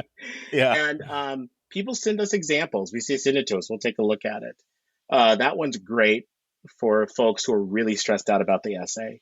Mm-hmm. A lot of The people. second one is we've got two. One is myths about college, which is a little bit higher level, where I talk about the different types of schools. But I'm going to default to my oldest and longest session, which is navigating selective college admission, because Nice. we get into it. We talk about how rankings impact your decision making. We talk about that NACAC list where colleges are surveyed to say what's most important to them. Yes. And then we break down each piece of the application, and people have practical advice immediately on how to make their app stronger. And it's fun. We do games. And so I think if someone started, those two are the most practically helpful and interesting at the point where you're being introduced. And of all your social media, is there one that you would recommend over others between, YouTube and Instagram and TikTok and all the stuff? For sure, Instagram. Yeah, we have a lot of student takeover. Students run a lot of content, so it's meaningful for families, and it links to a lot of stuff. So, I tell people jump on Insta before anything else. Awesome.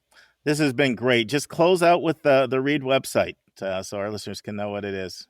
Absolutely. Reed.edu /apply for admission, or just reed.edu.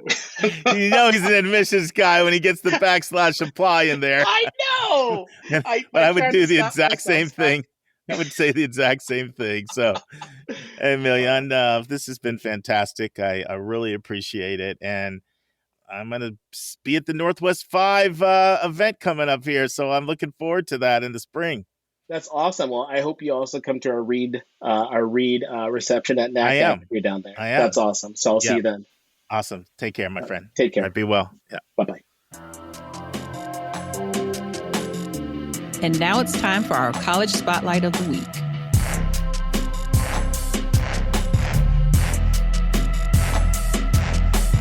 Friends, last week you heard the first part. Now it's time for the second part. All right, admissions. So a few things to know about admissions.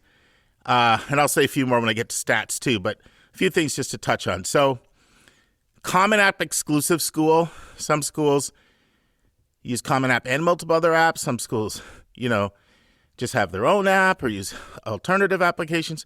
It's exclusively a Common App school. Your admissions app is also your merit scholarship application, so there's no separate merit app. Merit scholarships are between $5,000 and $25,000. And from my experience, they give a lot closer to the 25 than the 5. I've seen a lot of students get 20 to 25,000 in merit money from GW. And I looked at the stats actually to back that up. Almost 30% of students get merit money, and the average award is over 22. Now, the nice thing is there's not a lot of pressure to have it renewed. You just need a 2.0 to retain your merit scholarship. So some places are 3.0, 3.3. I've even seen some 3.7, which I really hate because that's a lot of pressure. But normally that's for like their full ride presidential kind of vibe. They look at academic rigor in the transcript. They look at the essays. They look at activities. They've been test optional for over a decade. They're not new to the test optional game. It's been a commitment they've had for quite some time. Of course, that does not mean that good test scores are not a plus in an application. It just means they want to be able to shape their class, and they have confidence that they can admit kids, and there's enough information in the file for them to not have test scores to admit some exciting kids. They require one teacher rec, one counselor rec. They're a pretty big demonstrated interest school, so that's something that you won't always hear from schools, but they are. No interview required. They're a need-aware school, and a listener sent in a question asking about need-aware, so Lisa and I are talking about that either next week or the week after, going into a deeper dive on what does need-aware mean and how do schools actually apply it, like what criteria do they use to determine who they're giving their money to. So, but basically need-aware means the ability to pay is factored in some of the admission decisions. And they also do some gapping. Gapping, the best way to explain gapping is if you ran the financial numbers through the FAFSA and the profile, and let's say it came out and it said that you could afford to pay 40, they might ask you to pay 50 or 55, meaning they don't have the resources to meet the full demonstrated need of those who need finances. And it is one of the most expensive schools. It has a few years it has been literally the most expensive school. Of course, you have to look at what you actually pay after merit money. So if you're going to get $20,000 or $25,000, then it's not going to be as expensive as schools like, that like a Tufts that doesn't give any merit money.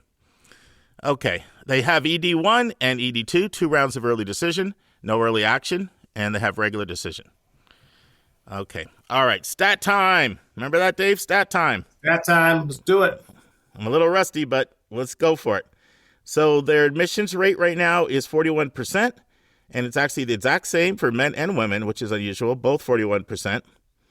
Their ED acceptance rate is 71%, and their yield is 24%. So that means for every 100 kids they admit, 24 come. Their transfer acceptance rate is 39%. Their middle 50% on scores, 630 to 720 on the writing, evidence-based reading and writing. 650 to 750 on the math, 29 to 33 on the ACT. But remember, they're test optional, so that's only going to be the top half of students are going to be submitting that. So, you're increasingly, Dave, seeing more and more people not list test scores at all, because it's like, is it really fair to list test scores and it's 40% of your students? It gives a skewed view. We talked about that about a year ago, about how it skews so much to the upside. But you're increasingly seeing some schools saying that we're not even going to list them because it doesn't depict reality. And in a lot of ways, it's smart because for the most selective schools, those numbers are so ridiculously intimidating that you can really deter people from applying, because people hear scores and they think cutoffs. They just do. Yeah. As far as how students do, 53% of students were in the top 10% of their class. 83% are in the top quarter of the class, 96% in the top half of their class. 11% are part-time, 62% female, 38% male. So a little higher than the averages. Right now the averages are 59.5 female nationally. So they're at 62% female. 96% are not coming from D.C., but that's not surprising. D.C. is so small. 5% in fraternities, 9% in sororities. 58% of students live on campus.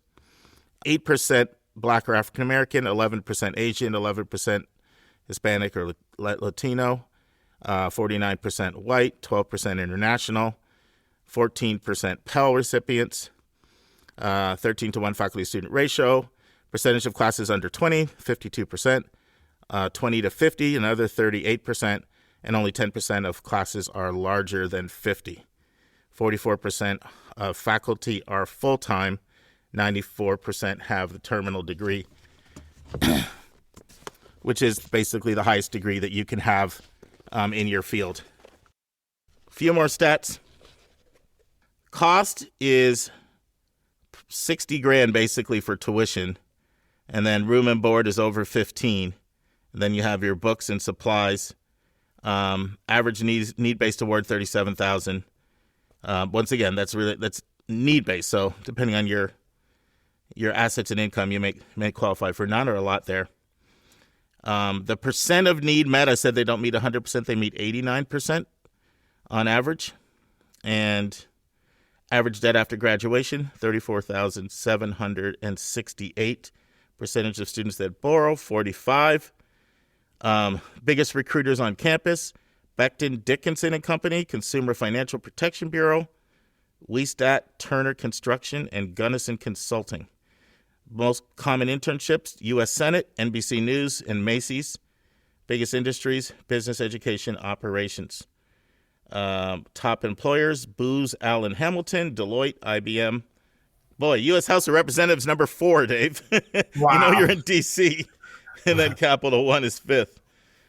Average early career income, $69,600. And average mid-career income, $131,300. Now, Dave, this is just to show how rankings are literally all over the place based on formulas. Yeah. So these are their rankings, just to show. So they're ranked 44th by Washington Monthly. Good. And 66 by U.S. News, 70 by Wall Street Journal, 349 by Money Magazine. So you just see how rankings are literally all over the place based on their formulas. You know, I used to hate all these rankings, but I kind of like them now because I feel like they're helping people to realize, oh, these things can't be precise when they're all over the place. And their biggest college overlaps. Any guesses? Take a guess. What do you think? Well, I would say in the D.C. area, you got Georgetown. You have American University. Okay, you're 2 for 2. There's 5.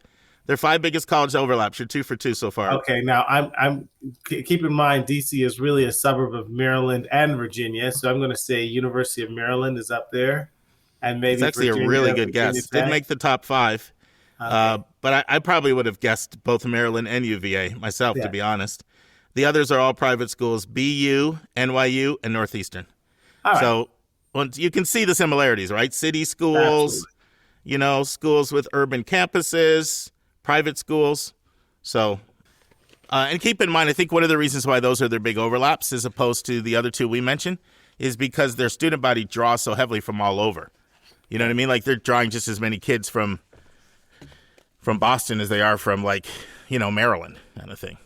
So, yeah, so that's George Washington. Like, you know what, Dave? I felt a little rusty on the old style college spotlight, but You did well. yeah. Well. Oh, you know what? I didn't quite do as well as I thought. I just remembered. I didn't get to one section of what I like to do, which is what are some challenges and some difficulties and some things I need to work on. So let me share that, because I don't want it to just be a love fest. I want to present some challenges. So some students will complain that it's hard to find a friend group there.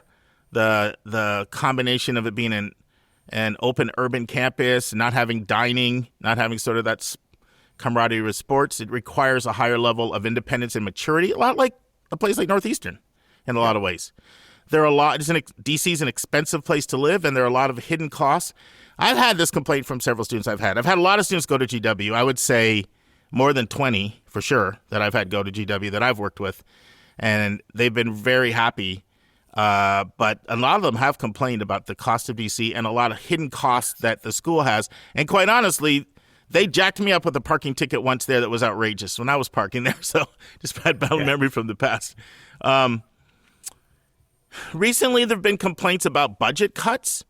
They've had to cut some programs, particularly music, dance, and women's studies. So that's been a little bit of a complaint. If you're not really political, it can be a tough environment because very much people are political. And for a more conservative student, they might struggle here if liberal politics isn't your jam. And then they've really had a lot of controversy in the last 5 years. In fact, I had a student this last year that was leaning there and ended up going Occidental in California just because both very interested in their both schools have incredible schools for international relations. And the mom reached out to me and she said, can you talk to me a little bit about what's going on? at GW, so I had to break it down. I'm going to explain this. I'm going to go into a little detail here.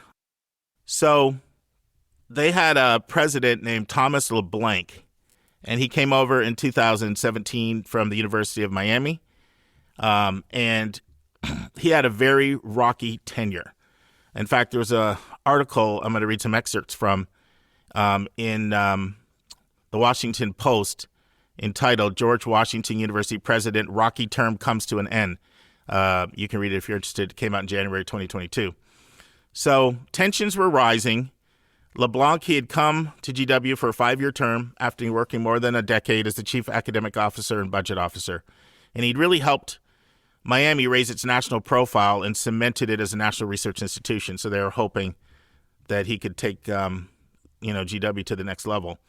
But problems started pretty early in his tenure with a bunch of professors. He was constantly butting head with professors, and GW is a school that's really given its professors and faculty a lot of say in a lot of things. They've always been able to weigh in heavily with the guidance and direction with the president. And so first controversy came when he wanted to use the consulting services from the Disney Institute, which he had used in the past to administer campus surveys. And then word spread the astronomical price point that they had paid to hire this Disney company. At the same time, they were talking about laying off faculty because of financial concerns. And so that produced a lot of backlash. And then more backlash came in 2019 after, and I remember reading about this. In fact, we talked about this on the podcast. He had a plan to cut the undergraduate enrollment by 20% over 5 years. You don't usually see that. Whoa. That's a huge decrease. I should say this, that GW has around 27,000 students, but they have more. I should have put that in a big number, but they're in the stats. They have more graduate than undergrads. So, yeah. He wanted to cut students by 20% and invest more resources into science, technology, engineering, and math.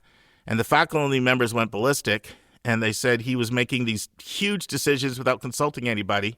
I think it was misreading his audience. He's going tech in a political atmosphere. Yeah. Doesn't realize that every single one of those professors are wannabe lobbyists. Yeah, exactly. They know how to exercise their political clout. Absolutely. So they've spoke out. They said he's trying to make the campus less diverse. They accused him of racial insensitivity.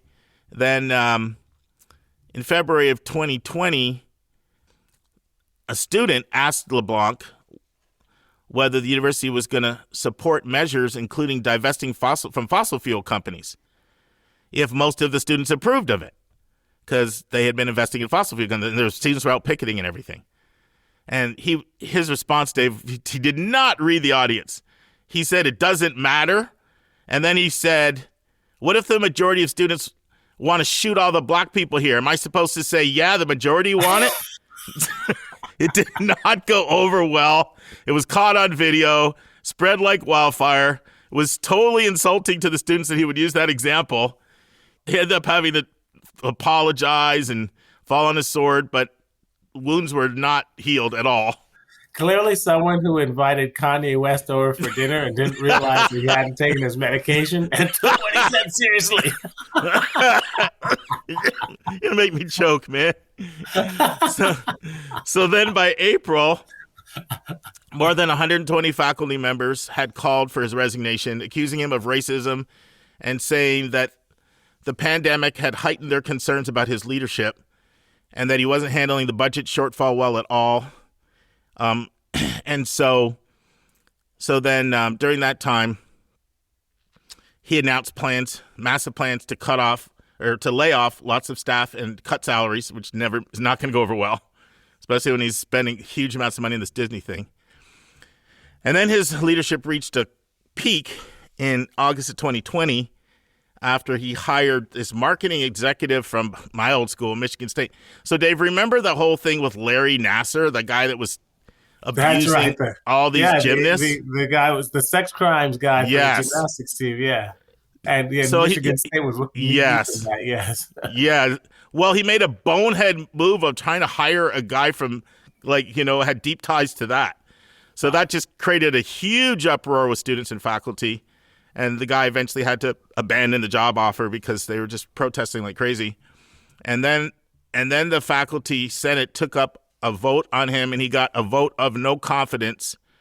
And they wanted to censure him. And then a survey of 1,200 faculty members revealed widespread disapproval. 61% basically wanted him out.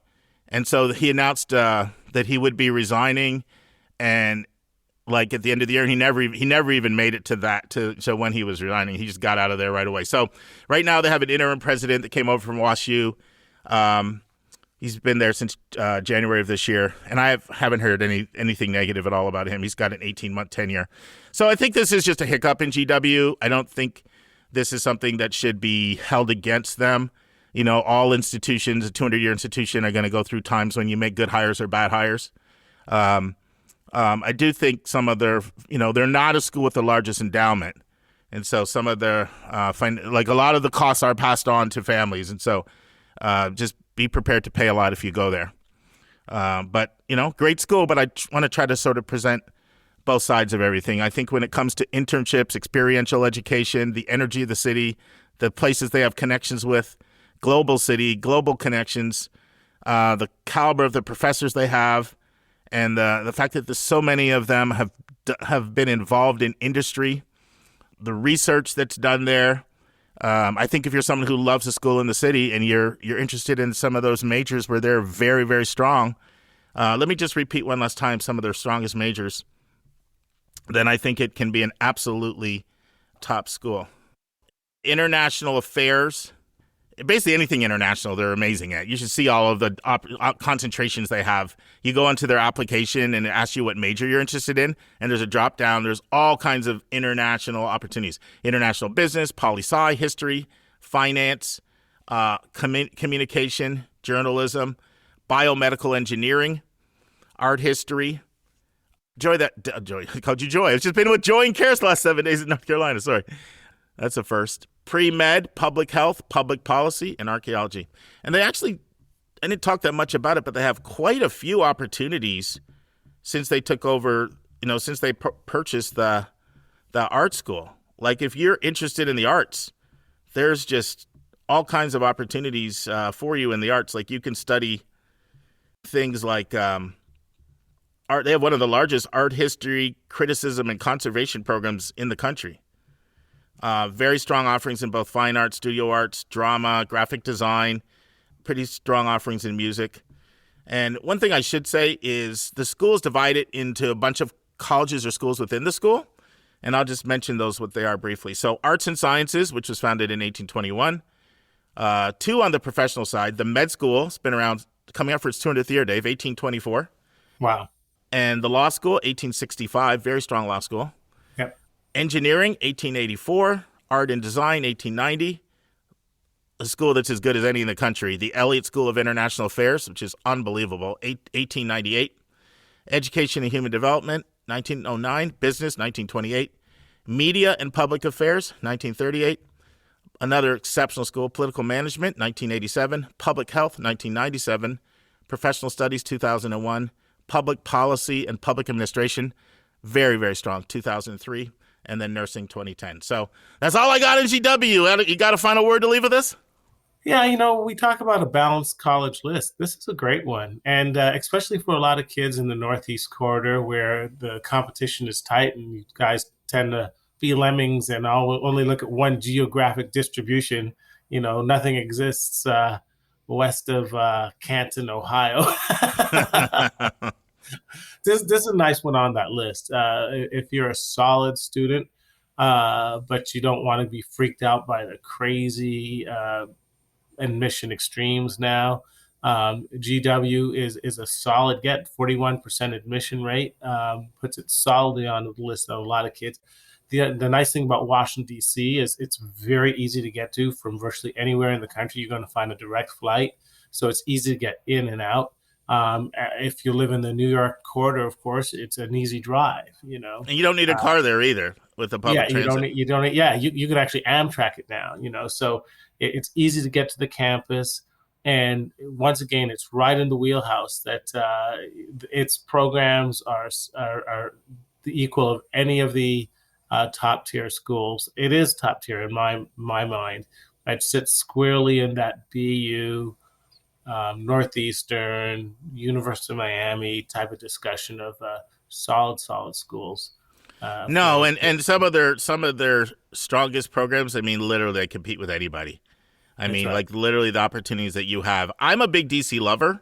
Yeah, I love DC. So I am also, this is just my own personal bias, I do like a set apart campus as opposed to kind of open bleed into the city campus.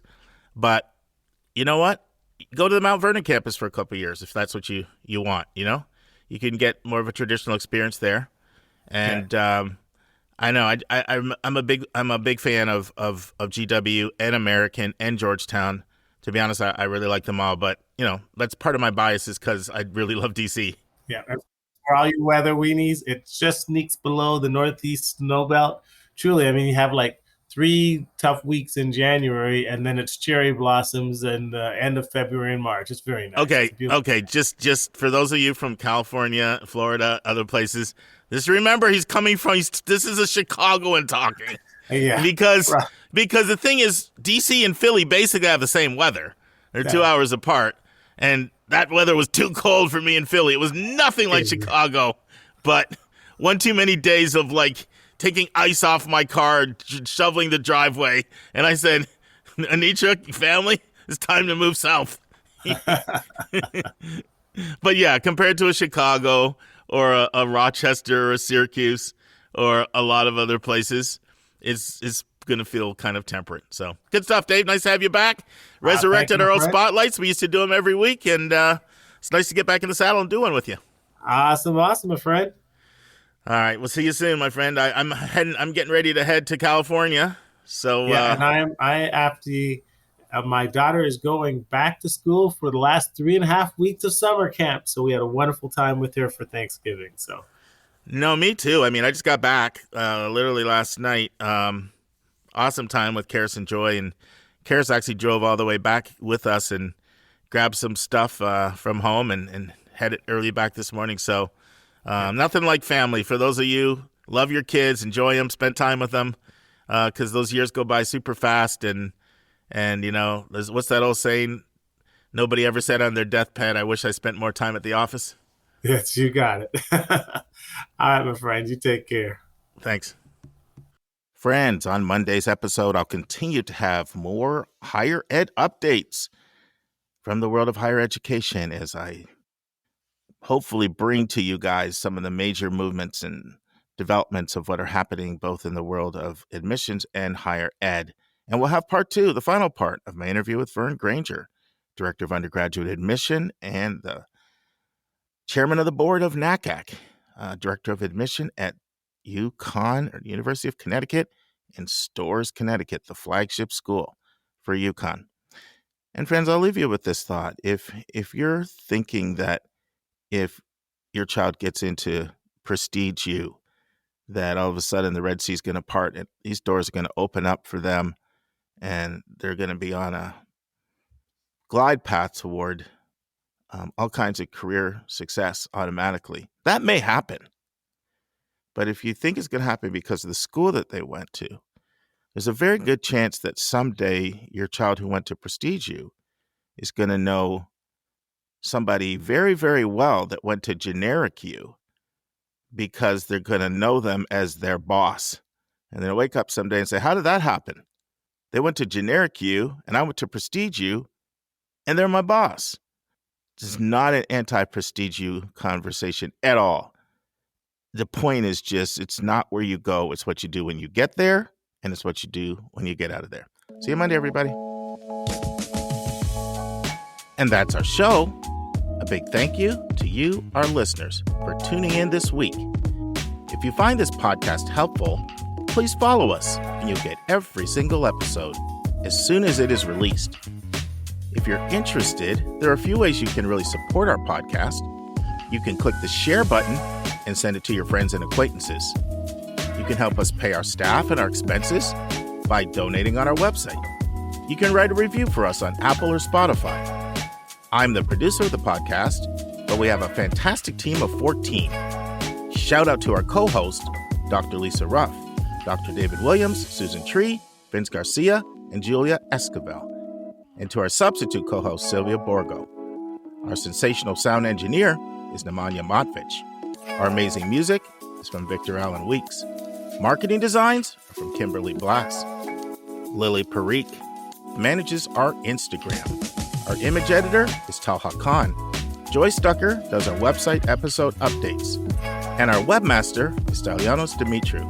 If you want to have a coaching session with Lisa or me, just text me at 404-664-4340. If you have a question you want us to answer, or if you have a recommended resource or article you think we should discuss, just send it to questions@yourcollegeboundkid.com. By the way, check out our website, where you'll find lots of content that is not on any podcast app. Our website is yourcollegeboundkid.com. If you want to learn about other hot admissions topics, follow us on Twitter at YCBK Podcast. We think of you as our listening family, and we look forward to meeting again with you every single Thursday.